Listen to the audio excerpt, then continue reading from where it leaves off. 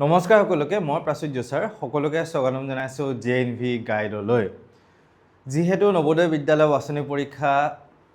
যোৱা ডিচেম্বৰ 13 তাৰিখে হৈ গ'ল এতিয়া যিসকলে পৰীক্ষা দিলে এবাৰ সকলোৰে মনত এটাই ডাঙৰ প্ৰশ্ন যে ছাৰ ৰিজাল্টটো কেতিয়া দিব আমাৰ ৰিজাল্ট নাহিবই নেকি বহুতৰ মনত হেতু প্ৰশ্ন আহি গৈছে যে ৰিজাল্ট নাহিবই নেকি আজি হ'ল 25 ফেব্ৰুৱাৰী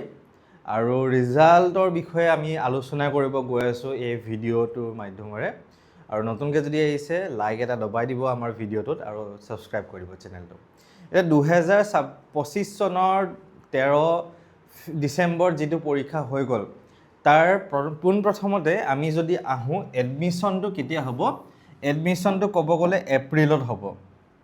এপ্ৰিলত এতিয়া কেতিয়া হ'ব এপ্ৰিলৰ ধৰক বিহু আগে পিছে হ'ব প্ৰায় 10 এপ্ৰিলৰ পৰা লৈ 12 এপ্ৰিল বা এইফালে 8 এপ্ৰিলৰ পৰা লৈ 12 এপ্ৰিলৰ ভিতৰত আমাৰ নৱোদয় বিদ্যালয়ত এডমিশ্যনটো হ'ব এপ্ৰিলৰ বিহু আগত হ'ব যিহেতু এডমিশ্যনটো নৱোদয় বিদ্যালয়ত 8 এপ্ৰিলৰ পৰা লৈ 12 এপ্ৰিলৰ ভিতৰত আমাৰ কি এডমিশ্যনটো হ'ব নৱোদয় বিদ্যালয় বাছনি পৰীক্ষা 2026ৰ এডমিশ্যন দেই এইটো 2026ত এতিয়া এডমিশ্যন হ'ব এইটো পৰীক্ষা হ'ল কিন্তু ডিচেম্বৰৰ 13 তাৰিখে ঠিক আছে 13 ডিচেম্বৰত আমাৰ পৰীক্ষাটো হৈ গৈছে 2025 চনত তাৰপিছত এতিয়া এডমিশ্যনটো যিহেতু এই সময়ত হয় সেইবাবে ৰিজাল্টটো আমাৰ মাৰ্চ মাহত আহিব এতিয়া মাৰ্চৰ প্ৰায় কোনো ডেট দিয়া নাই তো যোৱা বছৰ ৰিজাল্টৰ হিচাপত যদি চাওঁ আমি 25 মাৰ্চত এনেকুৱা টাইপত আমি ৰিজাল্টটো পাইছিলোঁ যোৱা বছৰ মানে 2025ৰ মাৰ্চ মাহত 25 তাৰিখ মানে এডমিশ্যন দিছিল মানে ৰিজাল্ট দিছিলে আৰু এডমিশ্যন হৈছিলে এপ্ৰিলৰ 10 তাৰিখ 12 তাৰিখ 8 তাৰিখ তেনেকুৱা মানৰ ভিতৰত আৰু বিহু আগেগে এডমিশ্যন হৈছিলে যিসকল ষ্টুডেণ্টে বৰ্তমান এতিয়া ক্লাছ 6ৰ পৰা 7 পাবগৈ নৱোদয় বিদ্যালয় পঢ়ি আছে তাহাঁতে এতিয়া যিসকলে 5ৰ পৰা 6 পাব নৱোদয় বাছনি পৰীক্ষা দিলে ডিচেম্বৰৰ 13 তাৰিখে চ' তোমালোকৰ ধৰা মাৰ্চ মাহত আহিব যিহেতু এতিয়া মাৰ্চ মাহ সোমাব হ'ল আৰু 3 দিন 2 দিন আছে তোমালোকৰ মাৰ্চ মাহলৈ চ' তোমালোকৰ এতিয়া মাৰ্চত ধৰা 15 তাৰিখৰ আশে-পাশে ৰিজাল্টটো আহিব লাগে 15 তাৰিখৰ আশে-পাশে ক'ব গ'লে ৰিজাল্টটো হঠাৎ 10 তাৰিখেও দি দিব পাৰে 15 তাৰিখৰ আগতো দি দিব পাৰে বা 15 তাৰিখৰ পিছতো দি দিব পাৰে বা যোৱা বছৰ নিচিনাকৈ 25 তাৰিখেও দি দিব পাৰে সেইবাবে তোমালোকে এতিয়া যদি গুগলত আমি মাৰি চাওঁ যে নৱোদয় বিদ্যালয়ৰ ৰিজাল্ট কেতিয়া দিব গুগলত কিন্তু সদায় ৰিজাল্ট দিব দেখা দিব কিছুমান ইউটিউব চেনেল আছে যোনে ভিউজৰ কাৰণে ডেইলি ৰিজাল্ট দিব কৈ থাকিব তো সেইকাৰণে ইমান টেনশ্যন ল'ব নালাগে এইকেইদিন চোৱা মই ভিডিঅ' দিছোঁ জানো ইমান দিনে ৰিজাল্টৰ কৈ পেলাই মই লাষ্ট কেতিয়া ভিডিঅ' দিছিলোঁ সেই জানুৱাৰী ডিচেম্বৰ পৰীক্ষা শেষ হোৱাৰ পিছতে মই ৰিজাল্ট কেতিয়া দিব ডিচেম্বৰ 15-20 এনেকুৱা মানৰ ভিডিঅ' দিছোঁ যে ৰিজাল্ট কেতিয়া দিব অনুমান এটা কৰি দিছোঁ যে মাৰ্চৰ 15-20-10 সেইটো 10 তাৰিখৰ পৰা 25 তাৰিখৰ ভিতৰত ৰিজাল্টটো আমি পাই যাম মাৰ্চ মাহত তো এতিয়া আকৌ সকলোৱে আমাক সুধি আছে যে ছাৰ ৰিজাল্ট নিদিয়ে নেকি চবৰে মানে এটা টেনশ্যন হৈ গৈছে ছাৰ দুমাহ হৈ গ'ল পৰীক্ষা পাৰ হোৱা ৰিজাল্ট নাহিবই নেকি ইয়েছ ষ্টুডেণ্টছ আহিব ধৈৰ্য ধৰা তোমালোকে অলপমান তোমালোকে এই মাৰ্চৰ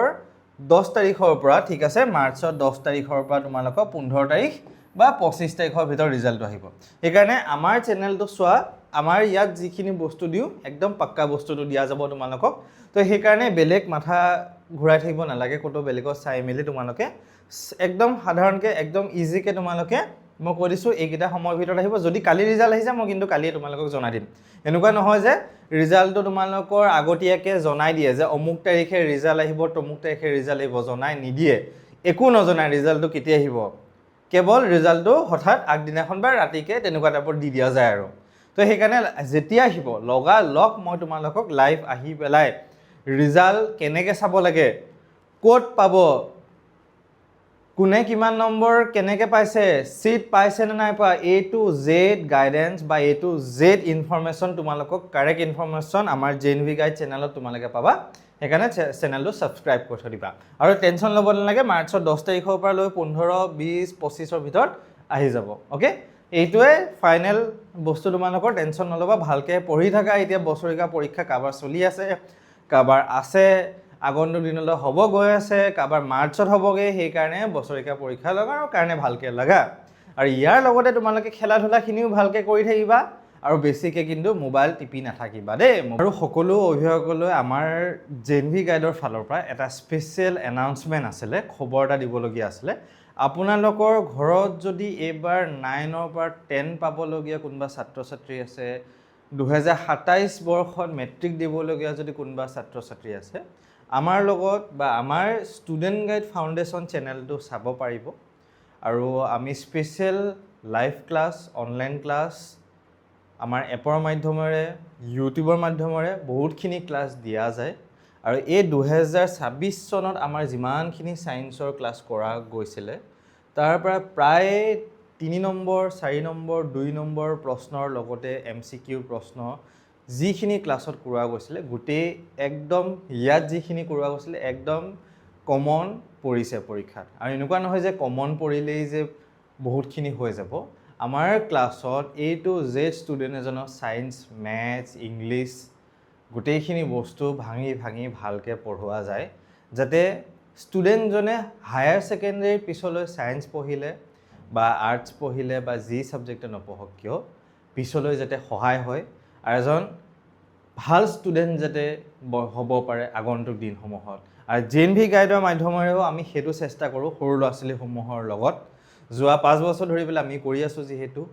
JNV গাইডৰ মাধ্যমেৰে। বৰ্তমান আমি এতিয়া ক্লাছ 9-10ত আমি আহিছোঁ। তো আপোনালোকৰ ঘৰত যদি কোনোবা আছে এইবাৰ আমাৰ লগত মেট্ৰিকৰ বাবে আৰু লগতে ক্লাছ 9ৰ বাবে কোনোবা যদি অসমীয়া মিডিয়াম, ইংলিছ মিডিয়াম, সেৱা বৰ্ডৰ কাৰণেহে কৰোৱা যায় আমাৰ 9ৰ ষ্টুডেণ্ট বা 10ৰ ষ্টুডেণ্টৰ লগত আপোনালোকে যোগাযোগ কৰিব পাৰিব আমাৰ লগত। তো এইটো ইয়াতে আমাৰ চেনেলটো আপোনালোকে চাব পাৰিব। ইংলিছৰ কাৰণে, ছ'চিয়েল ছায়েন্সৰ কাৰণে, অসমীয়াৰ কাৰণে, মেথছৰ কাৰণে, ছায়েন্সৰ কাৰণে গোটেইখিনি সেৱা বৰ্ডত আমি দি থৈ দিয়া আছে। আৰু আমাৰ ক্লাছখিনি অকল সেৱা বৰ্ডৰ কাৰণে কৰোৱা যায়, অসম বৰ্ডৰ কাৰণে। আপোনালোকে এই চেনেলটো চাব পাৰিব, মই ডেছক্ৰিপশ্যনটো দি থৈ দিম।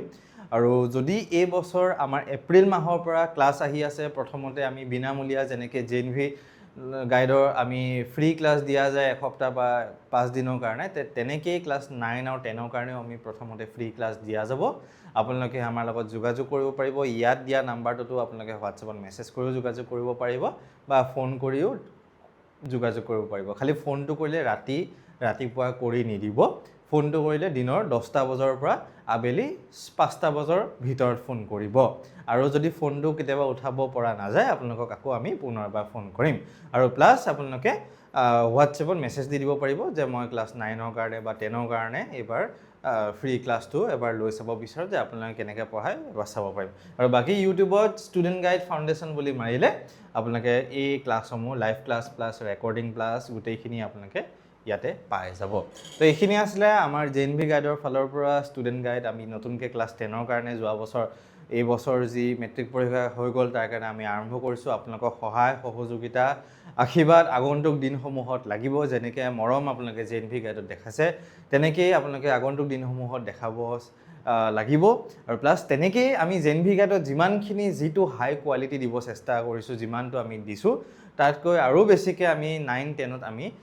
আগন্তুক দিনসমূহত দিব চেষ্টা কৰিম। তো এইখিনি আছিলে মোৰ ফালৰ পৰা। ধন্যবাদ। ৰিজাল্টৰ কাৰণে বেছি দিন নাই, আহি আছে 10-15 দিনমানৰ পিছতে। আৰু সকলোৰে পৰা কিন্তু মিঠাই খাব লাগিব, মোৰ সেইটোৱে কামনা দেই। Thank you. অ'কে।